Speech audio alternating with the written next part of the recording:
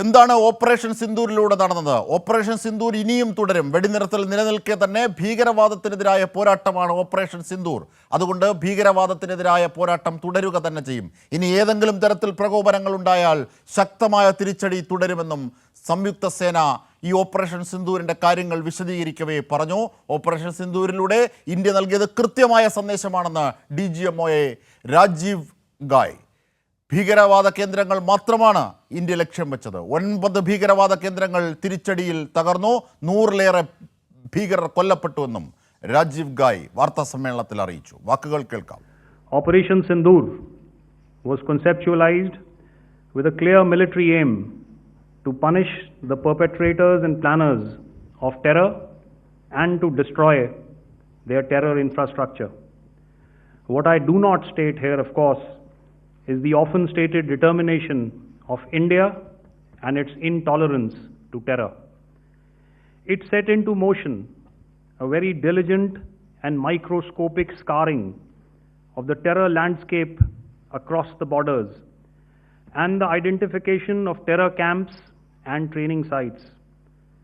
The locations that emerged were numerous, but as we deliberated more, we realized that some of these terror hubs were now bereft of any presence and had preemptively been vacated, fearing retribution from us.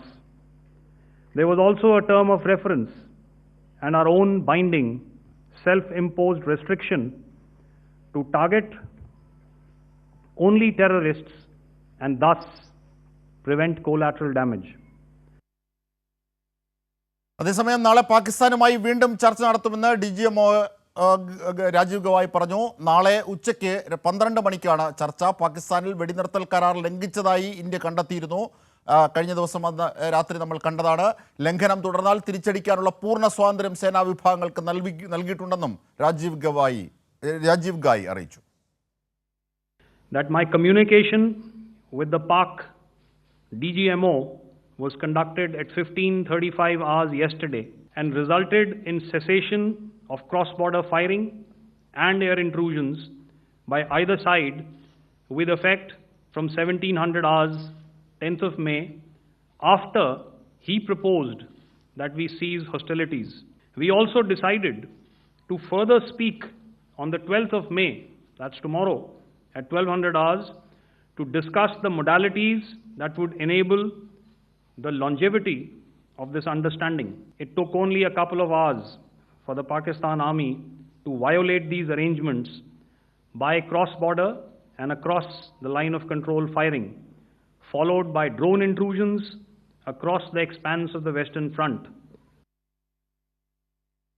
തീർച്ചയായും ഇതിൻ്റെ സമഗ്ര വിവരങ്ങളുമായി അബ്ദുൾ റഷീദ് കൂടി ചേരുകയാണ് ഞങ്ങളുടെ പ്രതിനിധി. Abdul Rashid, director general of military operations, ഇന്ത്യയുടെ counterpart പാകിസ്ഥാൻ്റെ ഭാഗമായുള്ള ചർച്ച നാളെ നടക്കും. നേരത്തെ തീരുമാനിച്ചതാണ്. അതാണ് പ്രധാനപ്പെട്ട ഒരു ഇൻഫർമേഷൻ. അത് വെടിനിർത്തൽ ലംഘിച്ചതടക്കമുള്ള കാര്യങ്ങൾ അവിടെ ചർച്ചയാകും. ഇത്യാദി കാര്യങ്ങളാണ് അവർ വിശദീകരിക്കുന്നത്. മാത്രമല്ല, എങ്ങനെയാണ് ഓപ്പറേഷൻ സിന്ദൂരിലൂടെ സമഗ്രമായ നടപടികൾ എടുത്തത്? അത് പാകിസ്ഥാൻ ജനതയ്ക്കോ സൈന്യത്തിനോ എതിരെ അല്ല, മറിച്ച് ഭീകരതയ്ക്കെതിരെയാണ്, ഭീകര കേന്ദ്രങ്ങൾക്കെതിരെയാണ്.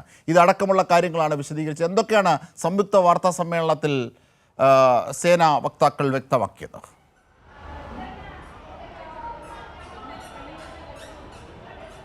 അജിംഷാദ്, തീർച്ചയായും അത് തന്നെയാണ് ഏറെ പ്രധാനമായി നിൽക്കുന്നത്. അതായത് ഈ പഹൽഗാം ഭീകരാക്രമണത്തിന് പിന്നാലെ ഇന്ത്യ കനത്ത തിരിച്ചടി പാകിസ്ഥാന് നൽകുകയും പിന്നീട് ഒരു വെടിനിർത്തൽ കരാറിലേക്ക് കടക്കുകയും ചെയ്തിരുന്നു. ഇതിന് പിന്നാലെ കഴിഞ്ഞ ദിവസം രാത്രി വീണ്ടും പാകിസ്ഥാൻ്റെ ഭാഗത്തു നിന്ന് വെടിനിർത്തൽ കരാർ ലംഘിച്ചുകൊണ്ടുള്ള ഒരു നടപടിയിലേക്ക് പാകിസ്ഥാൻ കടക്കുകയും ചെയ്തിട്ടുണ്ട്. എന്നാലും കഴിഞ്ഞ ദിവസം ഇതുമായി ബന്ധപ്പെട്ട വെടിനിർത്തൽ കരാർ സ്ഥിരീകരിച്ചിരുന്നുവെങ്കിൽ പോലും അതുമായി ബന്ധമുള്ള കൂടുതൽ ചർച്ചകൾ നാളെ നടക്കും. നാളെ ഉച്ചയ്ക്ക് 12 മണിക്കാണ് പാകിസ്ഥാൻ്റെ DGMOയും അതോടൊപ്പം ഇന്ത്യയുടെ DGMOയും തമ്മിലുള്ള യോഗം ചേരുക. പ്രധാനമായും ഈ യോഗത്തിൽ വെടിനിർത്തൽ കരാറുമായി ബന്ധപ്പെട്ടുള്ള കൂടുതൽ വിശദാംശങ്ങൾ ആയിരിക്കും ചർച്ച ചെയ്യുക. അതായത് കഴിഞ്ഞ ദിവസം വെടിനിർത്തൽ കരാർ ലംഘിച്ചതുമായി ബന്ധപ്പെട്ടുള്ള വലിയ ഒരു പ്രതിഷേധം ഇന്ത്യയുടെ ഭാഗത്തും ഉണ്ടാവുകയും പിന്നീട് കനത്ത തിരിച്ചടി പാകിസ്ഥാൻ നേരിടുകയും ചെയ്തിട്ടുണ്ട്. ഈ ഒരു പശ്ചാത്തലത്തിൽ കൂടുതൽ നടപടികൾ കടുപ്പിച്ചുകൊണ്ടുള്ള ഒരു തീരുമാനം തന്നെയായിരിക്കും യോഗത്തിൽ ഉണ്ടാവുക എന്നുള്ളതാണ് നമുക്ക് വിലയിരുത്താനാകുന്നത്. എന്തായാലും നാളെ 12 മണിക്കാണ് ഇതുമായി ബന്ധപ്പെട്ട യോഗം ചേരുന്നത്. ഇന്ത്യയുടെ DGMO ലഫ്റ്റനന്റ് ജനറൽ രാജീവ് ഗായ് തന്നെയായിരിക്കും